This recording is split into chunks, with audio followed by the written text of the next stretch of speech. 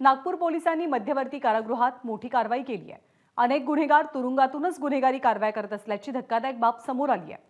जामिनावरती सुटलेल्या काही गुन्हेगारांमार्फत तुरुंगात असलेल्या सराईत गुन्हेगारांसाठी अंमली पदार्थ तुरुंगाच्या आत पाठवले जात असल्याचं उघडकीस आलंय। आणखी एक धक्कादायक बाब म्हणजे तुरुंगाबाहेरून तुरुंगात अंमली पदार्थ नेण्यासाठी तुरुंग प्रशासनामधलेच काही कर्मचारी मदत करत होते असं कारवाईतनं पुढे येत आहे। या सगळ्या प्रकरणी नागपूर पोलिसांनी 7 जणांच्या विरोधात गुन्हा नोंदवलाय, त्यापैकी 5 जणांना ताब्यात घेतलंय।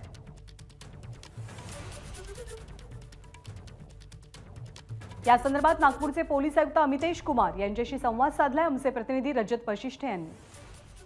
याच विषयावर बोलण्यासाठी आपल्यासोबत नागपूरचे पोलीस आयुक्त अमितेश कुमार सर आहेत। सर, जेलमधून याच्या पूर्वीही गांजा इतर अंमली पदार्थ संदर्भातले पुरावे मिळत होते, मात्र एक अगदी सिंडिकेट पद्धतीने आणि एकदम स्ट्रक्चर्ड पद्धतीने जेलमध्ये काही गोष्टी पोहोचवल्या जातात किंवा जेलमधून काही गुन्हेगार जे आहेत ते गुन्हेगारी ऑपरेट करतायत असे पुरावे आपल्याला वारंवार मिळत आहेत आणि नुकतंच हे मिळाले।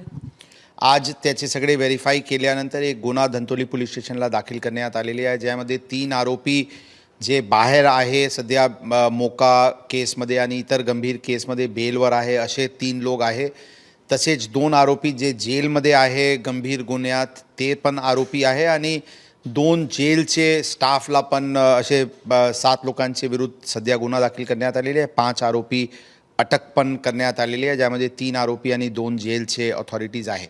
या केसमध्ये असा दिसून आलेली आहे की जेलचे आतून काही डिमांड्स जेलचे एम्प्लॉईजचे माध्यमाने त्यांचे नातेवाईक आणि इतर क्रिमिनल्सकडे त्यांचे जे असोसिएटेड क्राईममध्ये असोसिएटेड क्रिमिनल्स होते त्यांच्याकडे पोहोचत होता आणि त्यांनी अशा प्रकारचे मदत हे आरोपी जे जेलमध्ये लॉज्ड आहे त्यांना पोहोचवत होते। हे गंभीर बाबी समोर आलेली आहे। यामध्ये आम्ही गुन्हा दाखल केलेले आहे, तपास सुरू आहे आणि यामध्ये आणखी लोक जे अशा प्रकारचे कृत्य करत होते त्यांचे पण नाव निष्पन्न करत आहे। यामध्ये आरोपीची संख्या वाढतील असं आम्हाला सध्या वाटतं। म्हणजे सर, सोप्या शब्दात म्हणायचं तर जेलमध्ये जे अगदी हार्डकोर क्रिमिनल कैदेत आहेत ते लोक बाहेरून काही अंमली पदार्थ आणि गोष्टी बाहेर आतमध्ये बोलवतात आणि आतून आपल्या गुन्हेगारी संदर्भात धमक्या आणि हे सगळे बाहेर पोहोचवतात, असं होत आहे का? आणि याच्यामध्ये माध्यम कोण बनत आहे? बरोबर आहे, अशाच होत आहे। यामध्ये अशा दिसून आला की काही चिठ्ठ्या लिहिले जे की हे गोष्टी पाहिजे किंवा हे या तारखेला या आमचे केसमध्ये या साक्षीदारांचे साक्ष आहे, अशा प्रकारचे चिठ्ठ्या जेलचे स्टाफचे माध्यमाने क्रिमिनल्सकडे जात होता आणि क्रिमिनल्स जे बाहेर आहेत त्यांनी हे सामान पुरवत होते किंवा अशा प्रकारचे विटनेसेसला कॉन्टॅक्ट करून प्रत्यक्ष अप्रत्यक्षरित्याने दबाव देण्याची प्रकरण करत होते अशा दिसून आलेली आहे।